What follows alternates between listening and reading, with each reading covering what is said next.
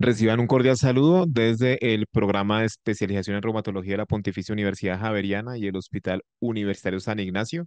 Es un gusto para mí, Daniel Fernández, jefe de la unidad y director del programa de posgrado, presentar a la doctora Daniela Sabac de la Espriela, quien es médica egresada de la Pontificia Universidad Javeriana, especialista en medicina interna de la Universidad del Bosque y actualmente residente de dermatología, quien nos va a hablar acerca de semiología dermatológica enfocada en reumatología, un tema de gran interés para todos los médicos reumatólogos y para los médicos que estamos interesados en la atención de pacientes con enfermedad reumática. Así que, Daniela, bienvenida a Reuma Javeriana en el canal de YouTube de la Facultad de Medicina de la Universidad Javeriana. Doctor Fernández, muchas gracias por la invitación. Hola a todos. La piel nos da muchas pistas de lo que ocurre a nivel sistémico y esto es clave, sobre todo en enfermedades reumatológicas. Entonces, el día de hoy vamos a tratar de leer la piel y qué nos está diciendo, qué puede estar pasando a nivel sistémico de nuestros pacientes. Entonces, si yo le preguntara al público qué están viendo en esta imagen, algunas personas seguro me dirían que están viendo a una mujer joven, otras personas podrían decir que tiene un turbante y tiene una túnica. Alguien más podría describir que ese turbante es azul con dorado, que la túnica es con dorado, que contrasta con el fondo negro. Otras personas me podrían describir que tiene un arete que está mal limitado. Alguien más también podría llamarle la atención que esta paciente tiene mal delimitadas las cejas, incluso se ven ausentes en la pintura, y con todas estas características, alguien más podría dar la hipótesis de qué le está pasando a esta persona que retrata el autor. Hay diferentes teorías de que tiene alopecia frontal fibrosante u otro tipo de enfermedades como la sífilis que causan estas características y digamos que llegamos a esta hipótesis en la medida en la que describimos todo lo que acabamos de comentar. Eso precisamente es lo que se hace en el ejercicio pues, de semiología dermatológica. Se describe lo que vemos y con todas las cartas sobre la mesa podemos emitir una hipótesis de lo que está pasando. Sin embargo, para describir que aquí tengo un turbante, que aquí tengo una túnica, alguien antes me debió enseñar qué es un turbante y qué es una túnica y cómo se ve y los diferentes colores. Entonces, digamos, a lo largo de esta charla, la idea es tratar de aprender eh, cómo se describen las diferentes lesiones para precisamente poder entender qué es lo que pues, está pasando. Y la idea cuando yo me enfrento a una lesión dermatológica es poder clasificarla ya sea en tres grandes grupos, que sea una entidad infecciosa, inflamatoria, no infecciosa o tumoral. Si yo enfoco mi pacientes en cualquiera de estas categorías, ya hice más del 50% al momento de enfrentarme y de abordar una lesión dermatológica. Y esto, como en todo en el examen físico, debe hacerse de forma sistemática, con un orden para evitar pues que se nos pasen cosas y poder ser lo más detallistas posibles para tratar de sacar la mayor cantidad de información. Lo primero al describir una lesión dermatológica es el sitio en donde está, porque según donde aparezca puede sugerir unas u otras etiologías. Asimismo, el número es muy importante. No es lo mismo tener una lesión en la piel que sugiera que el compromiso es localizado a múltiples lesiones generalizadas que sugiera que está pasando tal vez algo sistémico. Ya posteriormente entramos a describir las lesiones, sus características, si tiene alguna distribución específica, alguna configuración, y con todas las cartas sobre la mesa podemos emitir una hipótesis. Entonces, hablando sobre las lesiones de la piel, hay dos tipos de lesiones. Tenemos las lesiones primarias, que son aquellas que se desarrollan sobre la piel sana, y tenemos las lesiones secundarias, que son aquellas que se desarrollan sobre una piel que previamente estaba enferma. De las lesiones primarias tenemos las máculas, pápulas, parches, placas, abón, nódulo, tumor, quiste, pústula, entre otras. Y de las lesiones secundarias, por ejemplo, una erosión, que es cuando se denuda el techo, cuando se destecha, por ejemplo, una vesícula o una ampolla, una excoriación que se da por rascado, una úlcera, fisura, costras, atrofia, liquenificación sobre piel previamente enferma. Una vez yo identifico la lesión, ya sea primaria o secundaria, entro a detallar sus características. ¿Cómo es esta lesión? cómo es su color, la superficie. Esto es importante que al examen físico no solo se inspecciona la piel, sino debe palparse, porque sí sugiere que está pasando un proceso diferente. Si tiene alguna forma específica, como son los bordes. Entonces, cuando entramos a describir los colores también nos cuentan cosas que está pasando en la piel. Esto es eritematoso, que es un color rosado o rojo claro, que es característico de las dermatitis, es decir, de la inflamación de la piel. Cuando yo tengo una enfermedad inflamatoria que genera inflamación aguda, puede verse así, ya sea etiología infecciosa, inflamatoria, autoinmune, puede generar lesiones eritematosas. Podemos ver también en la piel negro. El negro es muy característico de depósito de pigmento, de melanina, las lesiones melanocíticas, un melanoma, por ejemplo, o de necrosis. Cuando hay necrosis de los queratinocitos, la piel se ve negro, como es el caso de este paciente que tiene necrosis en el pabellón auricular. Azul, algunas melanosis, es decir, la melanina según la capa de pues si está en la epidermis o según la profundidad de la dermis que esté, se va a ver de diferentes tonalidades. Por ejemplo, algunas melanosis dérmicas, como es este caso, pueden verse de color azul. Amarillo puede ser característico, por ejemplo, del depósito de lípidos a nivel de la piel. Esto es un ejemplo de una paciente con santelasmas, en donde ahí ese color amarillo sugiere que hay depósito de líquidos. Marrón, diferentes lesiones, diferentes procesos pueden causar lesiones marrones. Por ejemplo, el pigmento, la melanina en capas superficiales puede verse marrón. Asimismo, posterior a procesos inflamatorios donde quedan residuos de hemosiderina, también puede generar esta coloración parda, el melasma, entre otras entidades. El gris lo podemos ver, por ejemplo, en reacciones medicamentosas que generen una reacción típica que se llama liquenoide. Esto, pues algunas enfermedades medicamentosas, el depósito incluso de algunos medicamentos o incluso algunas entidades inflamatorias puede generar ese color gris. Y ahí pues nos tiene que prender alarmas a las diferentes etiologías. Púrpura es el término a esa coloración, pues purpúrica violácea, característica de la extravasación de los glóbulos rojos. Cuando salen los glóbulos rojos del vaso, tiene típicamente esa característica, ese color característico purpúrico y nos puede estar sugiriendo que algo está inflamando el vaso o algo está ocluyendo el vaso que genere que se salgan los eritrocitos y genere esa coloración purpúrica. El blanco lo vemos, por ejemplo, cuando hay depósitos de calcio en la piel, como la calcinosis cutis, que puede ser frecuente en algunas enfermedades autoinmunes. Ya una vez describimos lo mejor posible el color de las lesiones, en dado caso de que sea una lesión elevada, podemos hablar de la forma. Es una pápula, por ejemplo, la lesión es aplanada, como típicamente lo vemos en el líquen plano o en las pápulas de Gottron, por ejemplo. Tiene una forma cupuliforme, como algunos tipos de tumores, por ejemplo, el vaso celular, o por el contrario, filiforme o pediculada, como otros tipos de lesiones tumorales. Tiene una superficie verrucosa tan característica de las infecciones por VPH, de los condilomas o de las verrugas vulgares, o es una pápula umbilical, es decir, con un centro deprimido, que esto es característico, por ejemplo, de algunas infecciones virales como lo son el herpes simple, herpes zóster, varicela zóster, o incluso la viruela del mono de la cual se habla tan frecuentemente. Si tiene una forma específica, la describimos.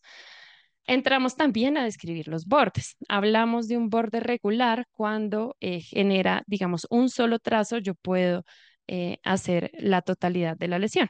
E irregulares cuando requiere muchos trazos que no, digamos, siguen como una línea continua de la lesión. En el caso de la izquierda, pues es un círculo, es un borde completamente regular, a diferencia de la derecha, que requiere, digamos que muchos trazos y muchos movimientos de la lesión.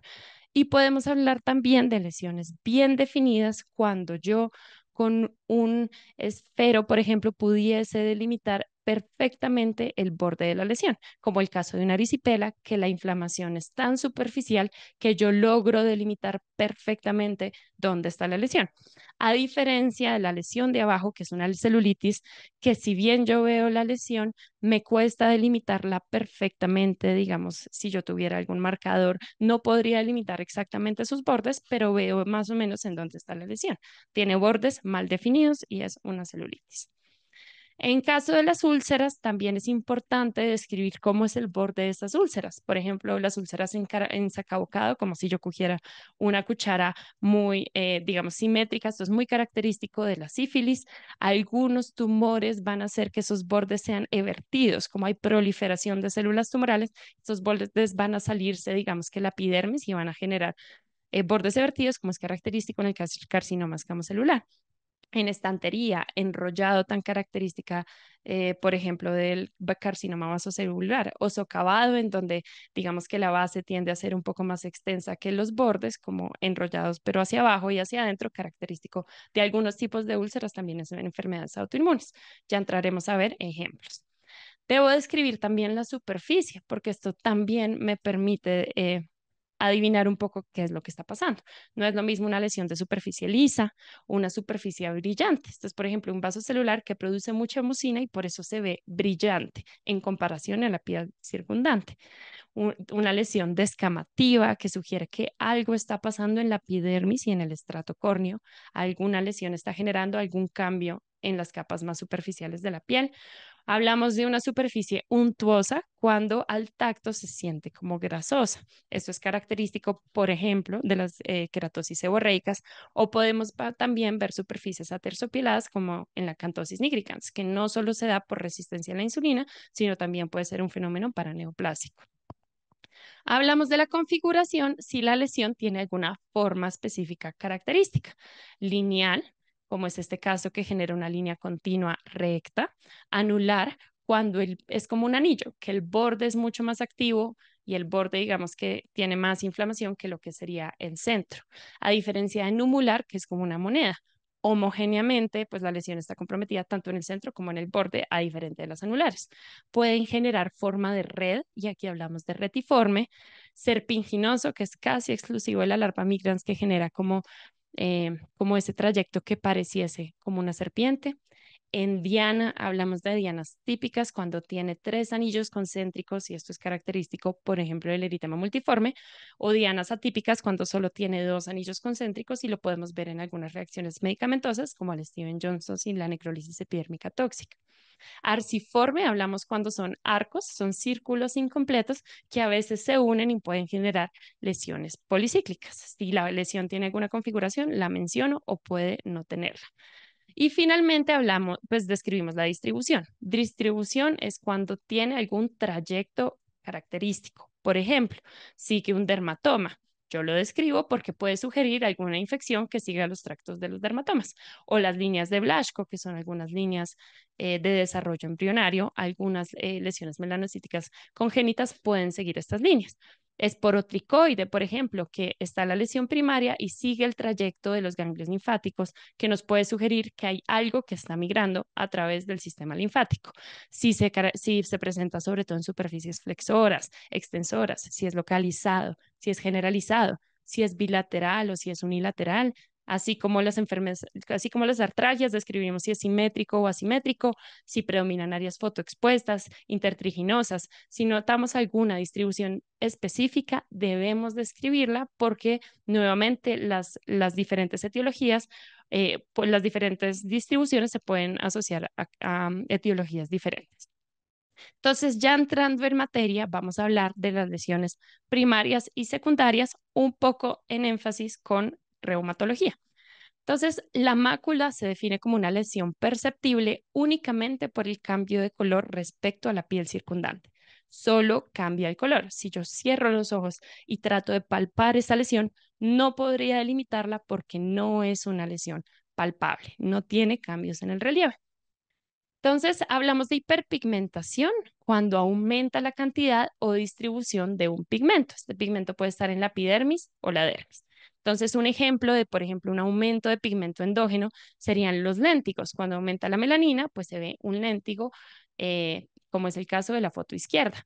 Asimismo, cualquier cosa que altere la vía metabólica de la vitamina A y genere aumento de los betacarotenos, por ejemplo, la hiperinsulinemia en algunos diabéticos, el hipotiroidismo o el exceso de consumo de betacarotenos hace que se acumulen en el hígado y una vez se llene, digamos, el depósito en el hígado, se deposita en el estrato córneo y se ve así, es una mácula, no es una lesión elevada, pero ese depósito se ve como una mácula amarillenta.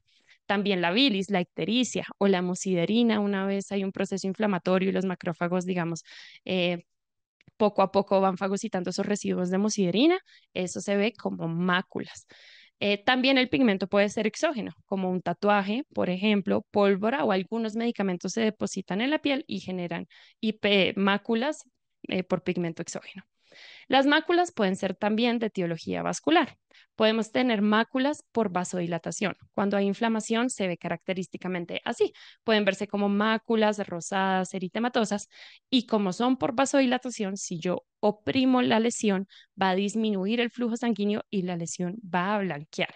Esto es característico de una lesión por vasodilatación frecuentemente vista en enfermedades inflamatorias, a diferencia de las lesiones por extravasación, en donde el eritrocito sale del vaso y por más de que yo haga presión, no va a blanquear, no cede porque el eritrocito persiste ahí y esto es muy característico también, por ejemplo, de la púrpura en fases iniciales donde no hay tanto hemorragia e inflamación, son máculas, o en su etapa residual, como lo vemos en esta foto que ya toma esta coloración parda, donde predominan los residuos de muciderina.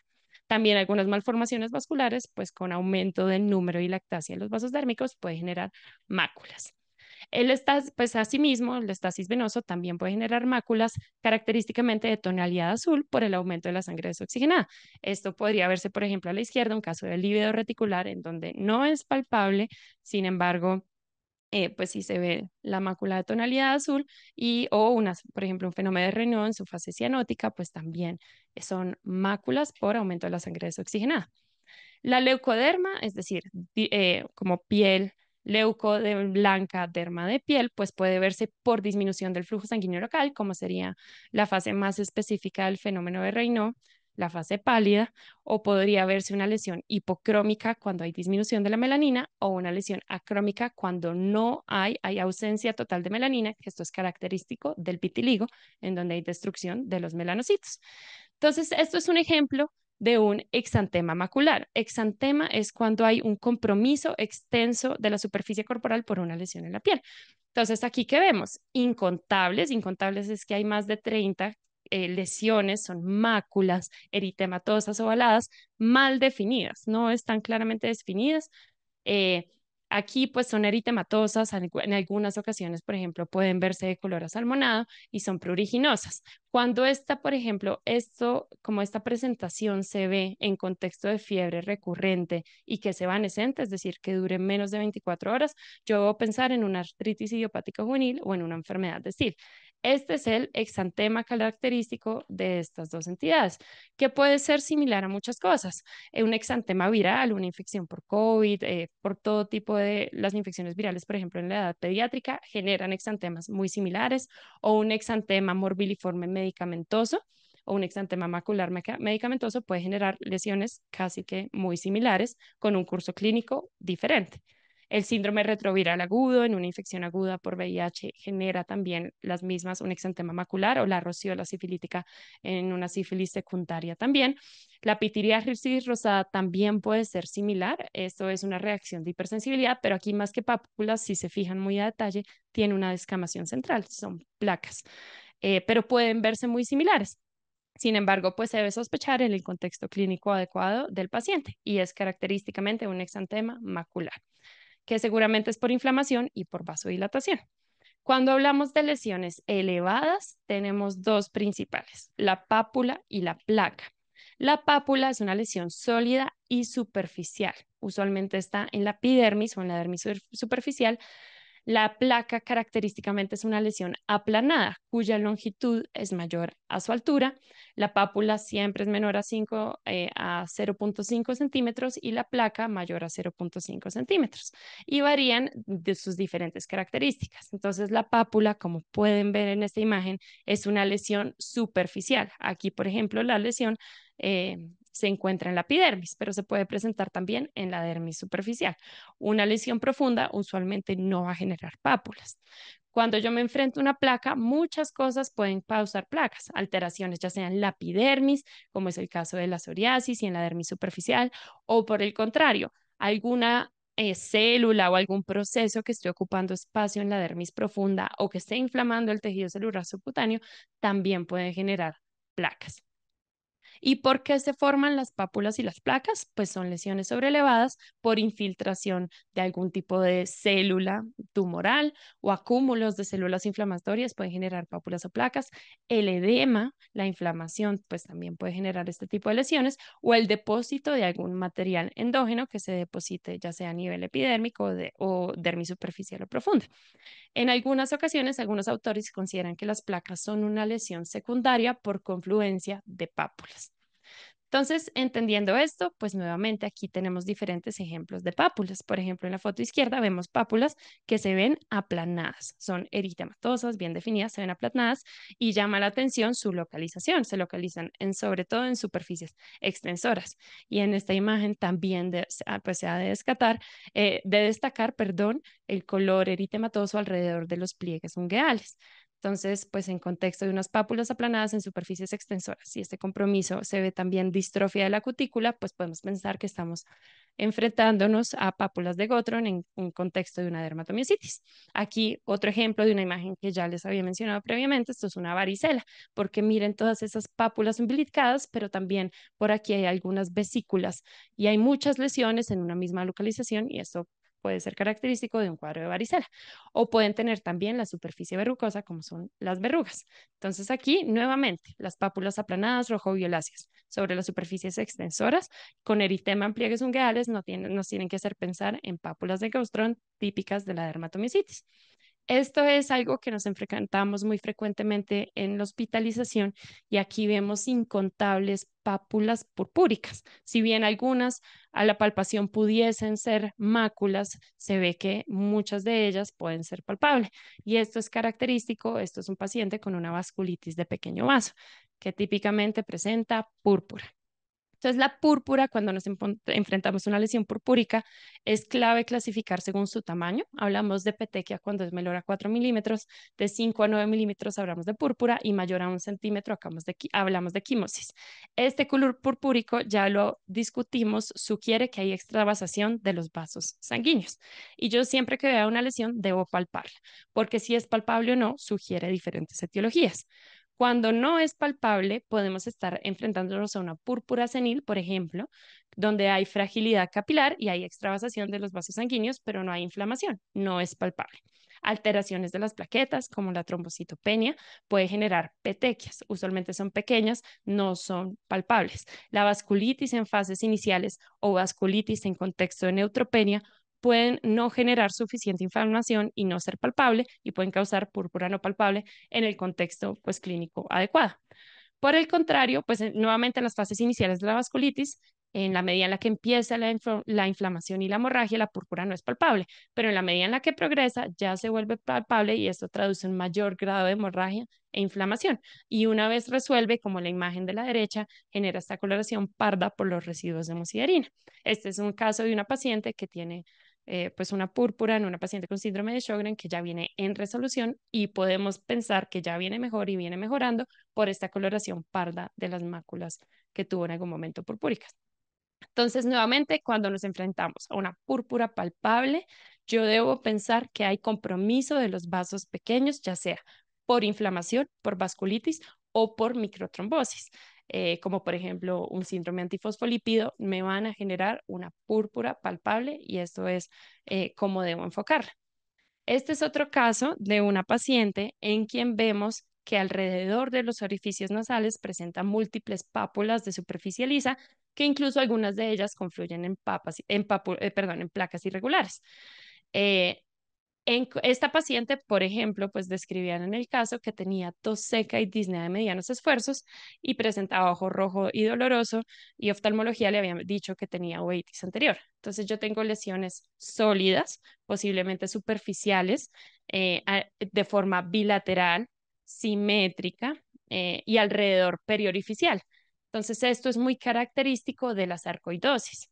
Sabemos que la sarcoidosis es una entidad en donde se forman granulomas no calcificantes y estos granulomas, como ocupan espacio de esta inflamación según el nivel de superficie en donde esté, ya sea en la epidermis, dermis superficial o a nivel de que sea más profundo, va a manifestarse como lesiones sólidas, ya sea muy elevadas, pápulas, placas o nódulos, que característicamente son eritematoviolaceas, periorificiales, es algo muy característico de la sarcoidosis, pueden afectar también tronco extremidades y algo que es típico es que se ve también sobre los tatuajes. Aquí hay que entrar a distinguir si son reacciones, digamos, a cuerpo extraño o sarcoidosis. Entonces, la sarcoidosis en un tercio de los pacientes genera lesiones en piel y puede ser una pista de lo que está pasando a nivel sistémico.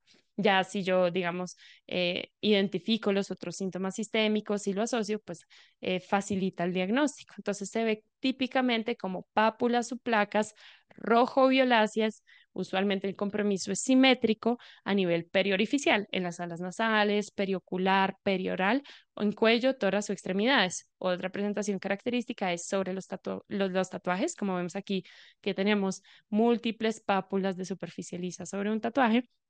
Y hay otras formas atípicas. Otra forma de presentación es el eritema nodoso, con nódulos en los miembros inferiores.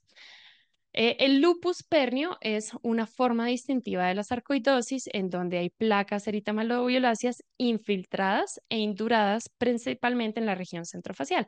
Puede iniciar en la punta nasal, en el torso nasal, las mejillas, las orejas o los labios.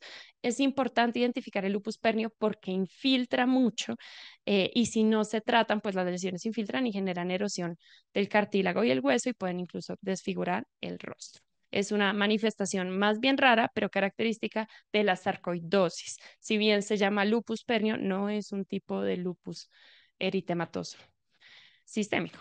Esto es otro ejemplo. Esto es un ejemplo de una placa. Entonces, aquí pues vamos a describir una, pero pareciese que hay más porque vemos en como como en la parte superior de la imagen que pudiese haber más lesiones. Aquí vemos una placa eritematosa muy bien definida con una superficie que presenta escamas. Escamas es cuando yo puedo coger un pedazo de estrato córneo e incluso se arranca el pedazo entero de estrato córneo y lo vemos aquí, como una escama se retiró, incluso también presenta fisuras. Y llama mucho la atención que donde se retiró esta escama, que se ve plateada, se ve gris plateada, presenta un punto sangrante. Entonces, estas placas eritematosas bien definidas, engrosadas también, para esto debo palparla, con escama plateada superficial, pueden o no ser pruriginosas y con fisuras, son muy características de una psoriasis en placa. ¿Y qué puede estar pasando que me esté generando esta lesión? Entonces, yo me enfrento a esta lesión y voy a imaginarme qué es lo que está pasando. Entonces, dentro de la fisiopatología de la psoriasis, las diferentes vías inflamatorias lo que generan es proliferación de los queratinocitos. Entonces, la epidermis se engruesa y eso es lo que genera que se vea esta placa engrosada. Y adicionalmente, estas papilas y las crestas se elongan. También hay hiperkeratosis, es decir, como la epidermis se engruesa, también el estrato córneo pues va a aumentar su proliferación y también se va a engrosar y eso es lo que genera la escama. Si yo retiro la escama, como las papilas están tan elongadas y aquí hay muchos vasos, hay usualmente neovascularización, si yo retiro la escama, voy a tener el vaso muy superficial y por eso se ve el signo de rocío sangrante característico de la psoriasis en placas. Pero la psoriasis también puede tener otras manifestaciones cutáneas.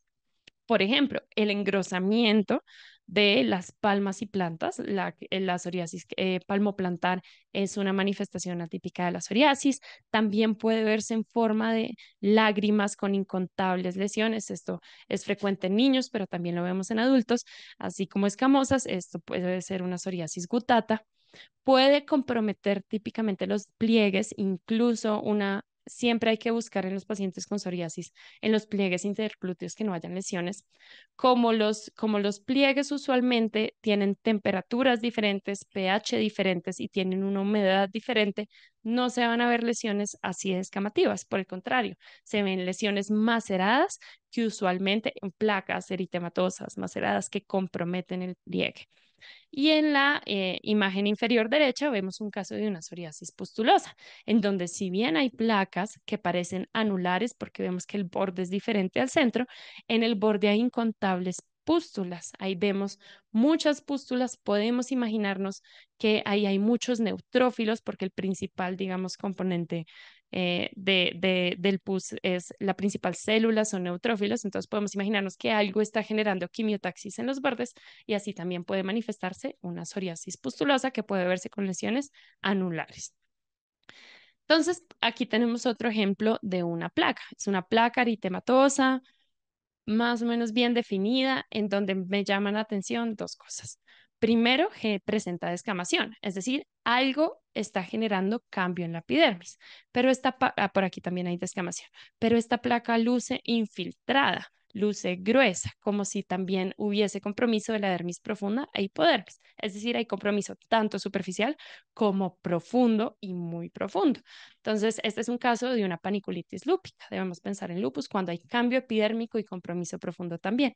Entonces, recordemos que el lupus eritematoso puede tener tanto lesiones específicas como no específicas. Lesiones no específicas, ya sea por vasculitis, alopecia no cicatricial, puede verse en lupus eritematoso sistémico. Y de las lesiones específicas hay diferentes tipos según clínica e histología y según si deja o no lesiones residuales, es decir, cicatriz, y podemos clasificarlas en lupus agudo, subagudo o crónico y según los diferentes tipos van a tener diferentes asociaciones con el compromiso sistémico. No todos los lupus cutáneos se asocian al lupus eritematoso sistémico, pero por ejemplo el lupus agudo y las lesiones no específicas son las que más se asocian en más de un 90% de los casos con compromiso sistémico. Aquí, por ejemplo, el clásico eritema malar o un lupus agudo generalizado fotodistribuido. Las lesiones subagudas en un 50% pueden asociarse a compromiso sistémico y siempre debemos buscarlo. Puede verse como lesiones anulares, pápulo-escamosas, porque nuevamente son un poco más crónicas y generan cambios en los queratinocitos, o el lupus neonatal. Y el lupus crónico, pues sí tiene una asociación variable, pero aquí encontramos el lupus discoide, túmidos, la paniculitis lúpica y el lupus Chilblain. Y entonces el lupus se ve diferente porque afecta la piel de una forma diferente. En sus fases agudas predomina sobre todo el compromiso superficial y se ve, por ejemplo, típicamente así, como el eritema malar lúpico, que típicamente es fotoexacerbado, entonces respeta el surco nasogeniano que usualmente es fotoprotegido. En la medida en la que la lesión se vuelve un poco más, pues más subaguda, va a generar también proliferación de los queratinocitos, como por ejemplo la psoriasis, y pueden verse lesiones psoriasiformes o anulares, como lo vemos en esta imagen. Como vemos, el compromiso es más de dermis superficial y de epidermis, a diferencia, por ejemplo, un lupus discoide que tiene compromiso profundo e incluso de los anexos. Entonces, como puede comprometer los folículos, puede generar a nivel central alopecia cicatricial y lesiones cicatriciales, como lo vemos en esta imagen eh, de una paciente con lupus discoide. El lupus túmido se ven como estas placas eritematosas como edematosas, se ven como hinchadas un poco y se ve que están infiltradas también. Esto es característico del lupus tumidus que afecta sobre todo dermis reticular un poco más profundo. Y la paniculitis, este es otro ejemplo de la paniculitis lúpica, en donde hay inflamación sobre todo del panículo adiposo y puede verse así, pero también, por ejemplo, en el caso de la imagen, también tiene compromiso más superficial. Entonces, recordar que el eritema malar del lupus cutáneo agudo puede tener una intensidad variable. Puede ser desde un eritema leve hasta un eritema con edema intenso e incluso, si es muy intenso, hasta con vesiculación. Puede tener telangiectasias, erosiones, despigmentación, atrofia epidérmica y ocasionalmente puede tener pápulas y descamación. Sin embargo, no es lo que predomina y esto es muy importante porque nos ayuda a ver otros diagnósticos diferenciales y característicamente respeta el surco nasogeniano, que es un área fotoprotegida. Como vemos aquí debajo de la nariz, en el surco melolabial, también lo respeta porque son áreas fotoprotegidas. Entonces, muchas cosas pueden verse similares a un eritema malar y no ser un eritema malar. Por ejemplo, la imagen de la izquierda se ve muy similar y aquí, por ejemplo, casi que tampoco compromete el surco nasogeniano, pero predominan las pápulas. Tiene muchas pápulas. Esta lesión, esta paciente presenta muchas pápulas. Este es un caso de una rosácea en donde predomina el componente papular.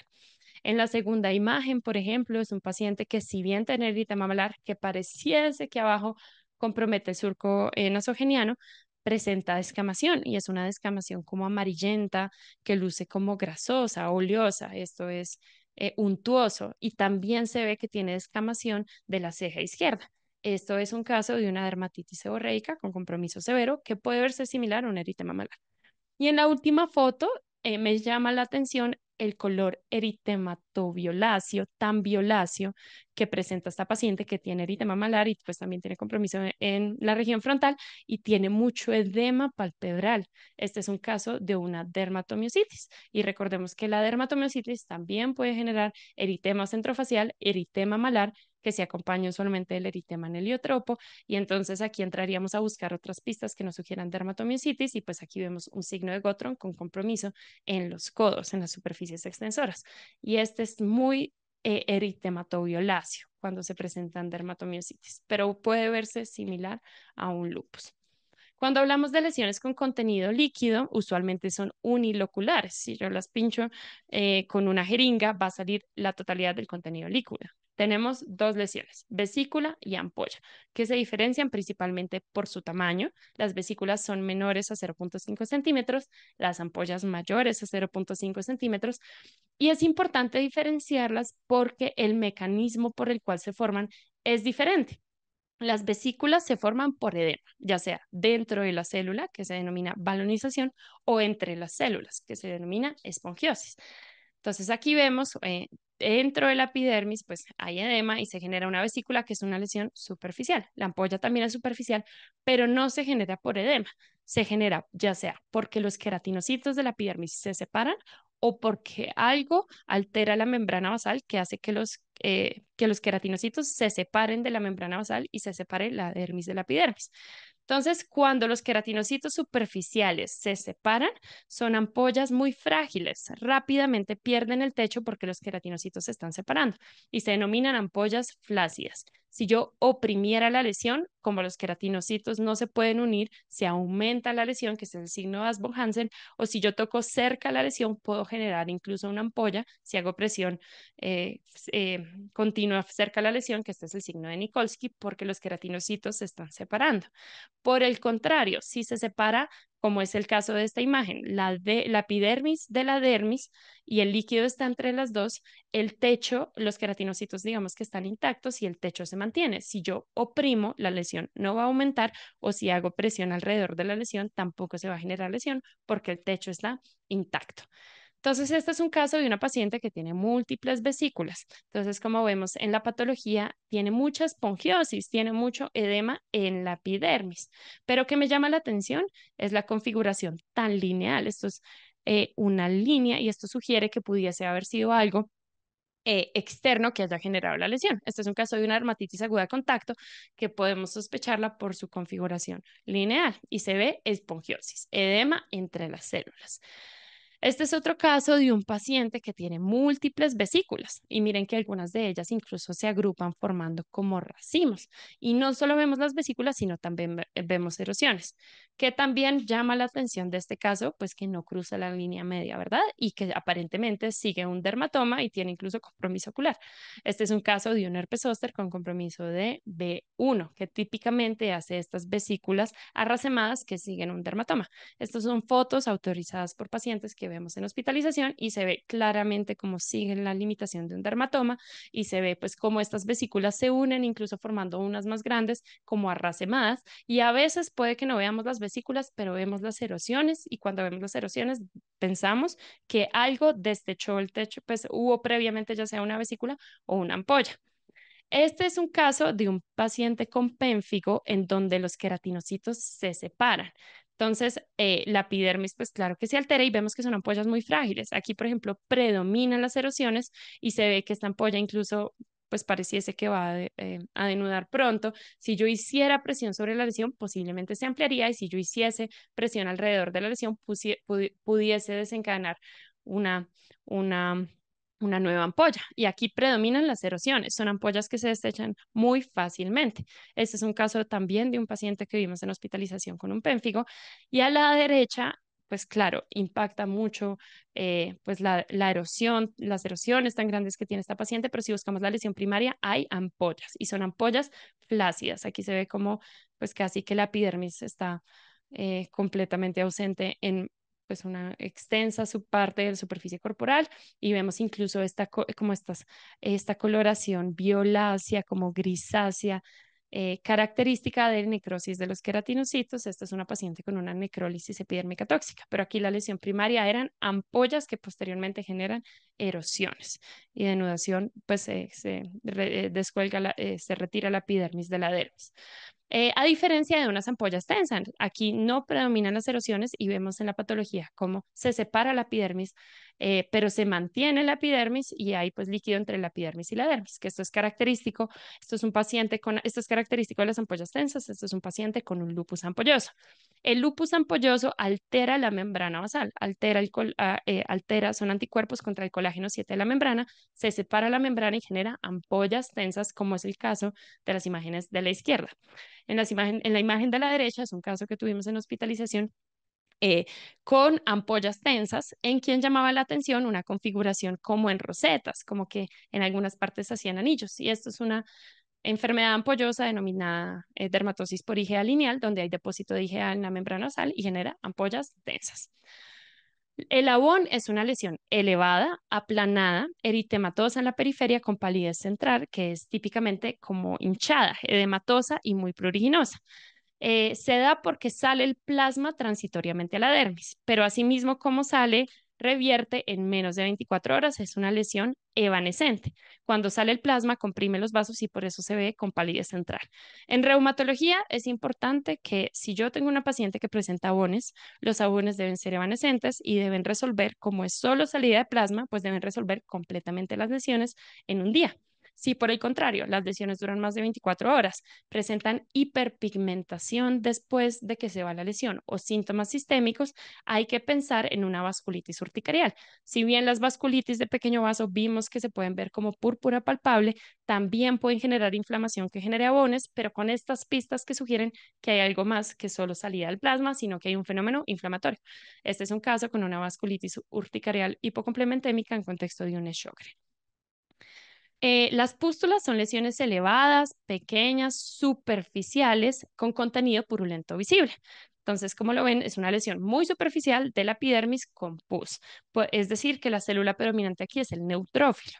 Pueden clasificarse como foliculares o no foliculares. Entonces, vemos, por ejemplo, en el caso de la izquierda, una foliculitis por pseudomona, en donde hay múltiples pústulas que usualmente se asocian a folículos. A diferencia de la imagen de la derecha, donde hay múltiples, hay incontables pústulas no foliculares, incluso algunas convergen en algunas más grandes. Este es un paciente con una pustulosis exantemática generalizada aguda, que es una toxicodermia, en donde hay quimiotaxis de neutrófilos y genera múltiples pústulas no foliculares. Así como el caso que revisamos previamente, que es este caso en donde hay lesiones anulares, hay placas eritematosas, pero que en la periferia presentan incontables pústulas y al hacer la biopsia hay neutrófilos. Estos son los neutrófilos, como son las psoriasis pustulosas. El nódulo es una lesión sólida y profunda. Afecta las capas profundas de la piel, ya sea la dermis profunda y la hipodermis. Y por eso yo puedo palparla porque es sólida, pero la palpo más de lo que la veo porque es profunda. Si bien se podría ver, se puede palpar, yo puedo, digamos que delimitar la lesión que es más profunda de lo que la veo. Usualmente son lesiones que crecen en más de 0,5 centímetros, son circunscritas y a diferencia de los tumores, no altera las estructuras adyacentes y en ocasiones pues pueden no ser permanentes sino ir y venir, que esto lo diferencia de un tumor. Como es profundo, deja cicatriz al, pues digamos, resolver la lesión y puede ser por infiltrado inflamatorio o neoplásico profundo o por depósito de sustancias endógenas, porque son lesiones sólidas. Entonces, este, por ejemplo, es el caso de los nódulos reumatoides, en donde una artritis no controlada, activa, crónica, va a generar formación de granulomas que se van a manifestar predominantemente en las superficies extensoras, que es donde hay trauma repetitivo y genera esta inflamación tipo granuloma que se ve como nódulos en las superficies, sobre todo periarticulares extensoras. O, por ejemplo, esto es algo que vemos comúnmente en donde se ven pues lesiones, pero si yo las palpo, pudiese palpar que es una lesión profunda. Son nódulos eritematosos, usualmente son dolorosos en la cara anterior de los miembros inferiores. Esto es un eritema nodoso. Y en el eritema nodoso hay un fenómeno que es la paniculitis. Se inflama el tejido celular subcutáneo. puede inflamarse, ya sean los septos que dividen los acinos de los adipocitos o los acinos de los adipocitos como tal, y esto sugiere etiologías diferentes, pero lo que yo estoy viendo acá es un compromiso profundo y esa inflamación del tejido celular subcutáneo cuando veo un eritema nodoso. Y muchas cosas causan eritema nodoso. La causa más frecuente es idiopática, infecciones o medicamentos. Pero recordar que hay enfermedades autoinmunes como la sarcoidosis, la enfermedad intestinal inflamatoria, algunas dermatosis neutrofílicas como la enfermedad, el síndrome de Behçet, pueden generar eritema nodoso o incluso es atípico, pero puede verse en lupus eritematoso sistémico. Y pues como les mencionaba, hay muchísimas causas de paniculitis. Es importante diferenciar si el compromiso es septarolobular y las células que predominan, así como todas las claves clínicas que sugieren una u otra etiología. Entonces, el caso del paciente anterior, además de tener esos nódulos eritematosos dolorosos en los miembros inferiores, pues mencionó que tenía unas lesiones en la boca y en los genitales recurrentes. Entonces aquí vemos úlceras en sacabocado, como si yo hubiera cogido una cuchara y hubiera, digamos, sacado la lesión con un fondo como amarillento, fibrinoide, como una pseudomembrana que tiene tanto en la mucosa oral como en los genitales, y esto pues es característico del síndrome de Behçet, se caracteriza por presentar úlceras que son recurrentes, dolorosas, inician como pápulas pero se ulceran, en sacabocado son típicamente redondeadas con un fondo con una pseudomembrana amarillenta. En algunas ocasiones o en genitales puede ser limpio, pero típicamente es fibrinoide con esta membrana amarillenta de bordes regulares, edematosos, que usualmente sanan espontáneamente. Entonces aquí vemos más casos de úlceras, algunas con fondo limpio, algunas con esta pseudomembrana amarillenta, tanto en cavidad oral como en los genitales. Y otra lesión característica del síndrome de Behçet son las lesiones papulopustulosas, como es el caso de esta paciente que tiene múltiples pápulas e incluso pues no se ve muy bien desafortunadamente en la imagen, pero tiene algunas pústulas. Esto es característico del síndrome de Behçet, debo sospecharlo y debo hacer una prueba de patergia. Hay otras manifestaciones atípicas, pero estas son las más características. Hablamos de un tumor, es cuando se presenta una lesión permanente, que es sólida, usualmente es expansiva, pero a diferencia del nódulo, altera estructuras adyacentes, como es el caso de este paciente que tiene, pues, es un carcinoma vasocelular que tiene como ese borde enrollado y es muy brillante porque produce mucina. Hablando de las lesiones secundarias, dijimos que la erosión es cuando se pierde la epidermis, que es el resultado del destechamiento de una vesícula o una ampolla. Hablamos de una úlcera cuando se puede afectar desde la dermis hasta pues, más profundo y puede afectar incluso todas las capas de la piel. Y aquí hay muchas etiologías que pueden generar úlceras. Y ya cuando yo me enfrento a una úlcera, pues debo determinar su número porque me va a cambiar la posible etiología de lo que está ocurriendo, la distribución, localización, los bordes, el fondo, si tiene algún olor característico, cómo está la piel circundante y los síntomas asociados, nos pueden guiar a una etiología. Por ejemplo, nuevamente aquí hay úlceras en sacabocado, en la conjuntiva y a nivel genital, con ese fondo fibrinoide, pero está muy bien delimitado el borde, incluso es un poquito eritematoso. Estos son casos de síndrome de Behçet. Pero, por ejemplo, esta úlcera se ve diferente, ¿verdad? Me llama la atención este borde tan violáceo. Es un borde característicamente violáceo, que esto es típico del pioderma gangrenoso. Úlceras crónicas que no mejoran, que empeoran con el trauma, por ejemplo, les hacen debridamiento y empeoran y tienen ese borde violáceo que sugiere actividad, es típico de un pioderma gangrenoso. A diferencia de esta úlcera que se ve muy inflamatoria, se ve exudativa, tiene un borde eritematoso. Esto, por ejemplo, es una úlcera en un paciente con una panarteritis nodosa por vasculitis. Y si comparamos esta úlcera con esta de la derecha, pues vemos que esta úlcera no tiene un borde eritematoso, está muy bien definida, pero no se ve exudativa, no se ve inflamatoria. Este es un caso de un paciente con staph y crioglobulinemia que hizo una úlcera por microtrombosis. Entonces, por ejemplo, este es un caso de una paciente que tiene lívido reticular, pero en algunas partes incluso no cierra completamente el anillo. Aquí hablamos del lívido racemosa y tiene esta úlcera en la cara anterior del miembro pues, de la pierna derecha y presenta un borde muy eritematoso, exudativa. Este es un caso de otra paciente también con una poliarteritis nodosa. Entonces, cuando digamos, llegan las arteriolas y se dividen en los capilares en la piel, forman típicamente estos conos de 1 a 3 centímetros y posteriormente, posterior a haber irrigado las diferentes zonas, la sangre drena en el plejo subpapilar y así es más o menos cómo funciona la irrigación. Si yo tengo algo que obstruya el flujo arterial o que obstruya posteriormente el drenaje venoso, va a haber acumulación en las áreas, digamos, que no son cubiertas por estos conos de sangre desoxigenada y es por eso que se ve el líquido reticular y por eso tiene esta forma como de red. Entonces, si yo reduzco el flujo hacia o a través de la piel, va a generar acumulación de la sangre oxigenada y líquido reticular o racemosa. Entonces, la libido reticular puede ser funcional por vasoconstricción, que genera que, digamos, haya estasis venoso y se delimiten muy bien los diferentes, como la red, digamos, de drenaje venoso en la piel, pero puede ser también orgánico. La libido racemosa, por el contrario, como es irregular, digamos que esta obstrucción del flujo siempre sugiere algo orgánico y yo voy a buscar una causa secundaria, ya sea algún proceso que inflame el vaso y que disminuya el flujo o que genere microobstrucción de los diferentes vasos. Y ya cuando se acompaña de necrosis en el centro, pues ya yo, digamos que puedo imaginar que hay algo que está obstruyendo estos vasos y que genere necrosis, y aquí hablamos de púrpura retiforme. Entonces, si yo tengo un fenómeno vasculítico o vasculopático, es decir, microobstrucción, y se asocia a púrpura palpable, yo pienso en que tiene compromiso de pequeño vaso. Se pueden ver como nódulos, úlceras o púrpura palpable.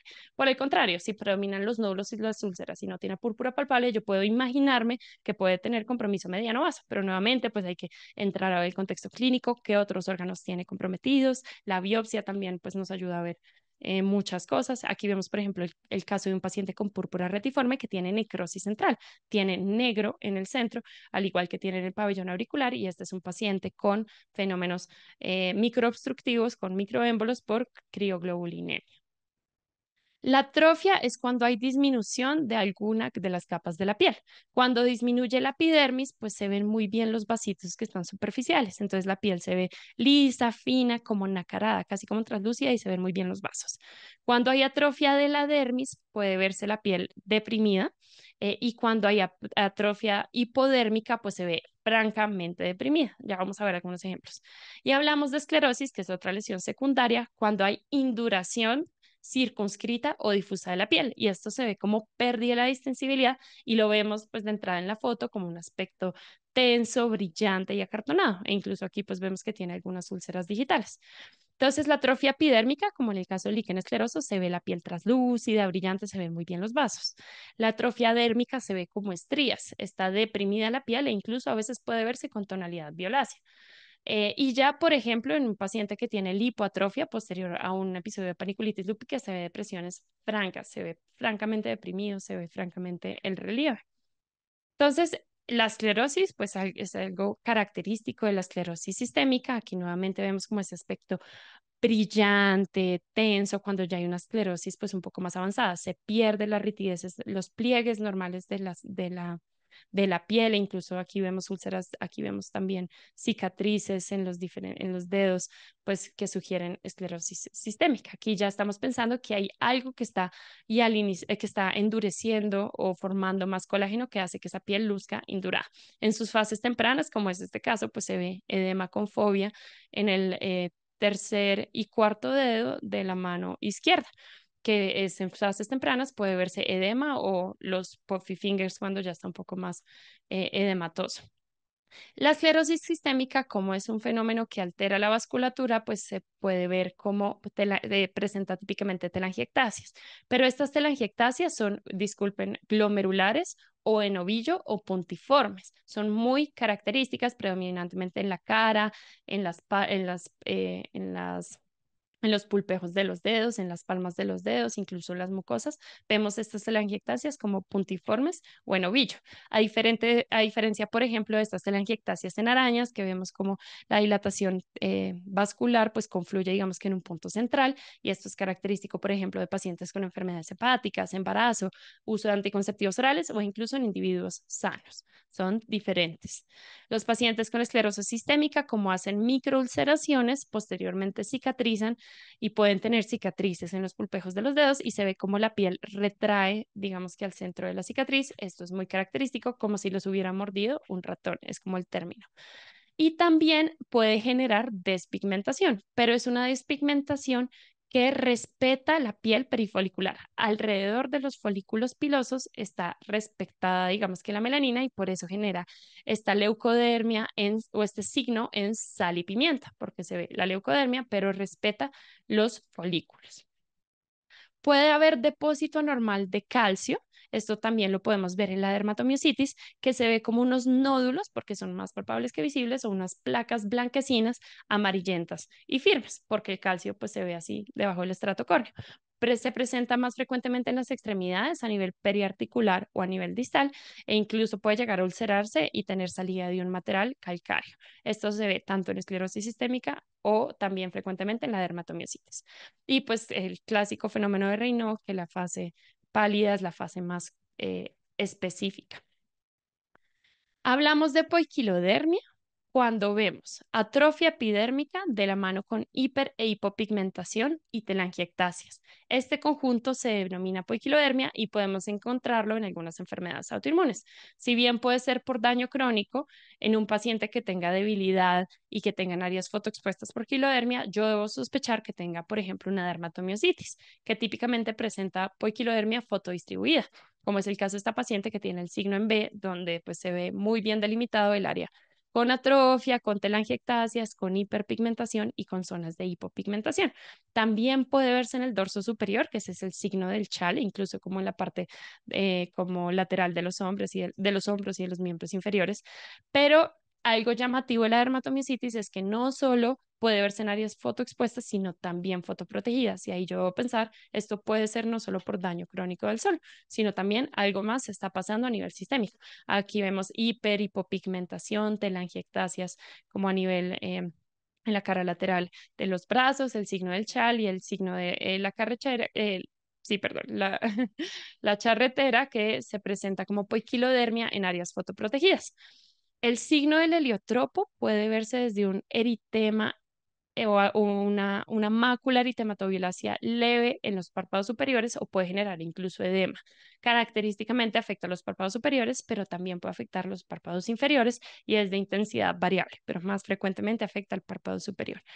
Y algunos pacientes pues pueden tener incluso eritema facial extenso o centrofacial, como lo vimos en el caso del eritema malar, y es eritematoviolaceo. No es tan eritematoso de inflamación, sino como el componente violáceo sugiera como algo vascular también inflamatorio autoinmune. Las pápulas de Gottron, que ya lo discutimos, que son pápulas aplanadas, sobre todo en superficies extensoras, que se asocia a distrofia cuticular, puede también verse en las palmas de las manos, esas las pápulas de Gottron invertidas y tienen este color típico eritematoviolaceo.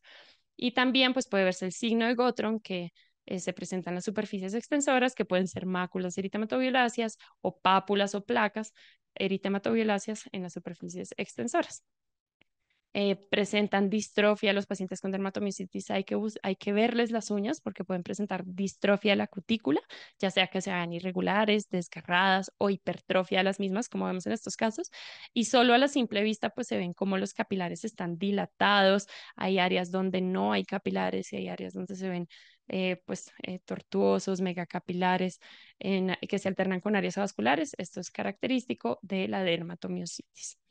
Entonces, pues esto es un resumen, eh, digamos, rápido de todo lo que la piel tiene por decir. Como el arte, la piel también cuenta muchas historias y en la medida en la que uno aprenda a leerla y sea muy minucioso con todos los detalles, pues puede sugerir diferentes fenómenos que están pasando. Muchas gracias, doctor.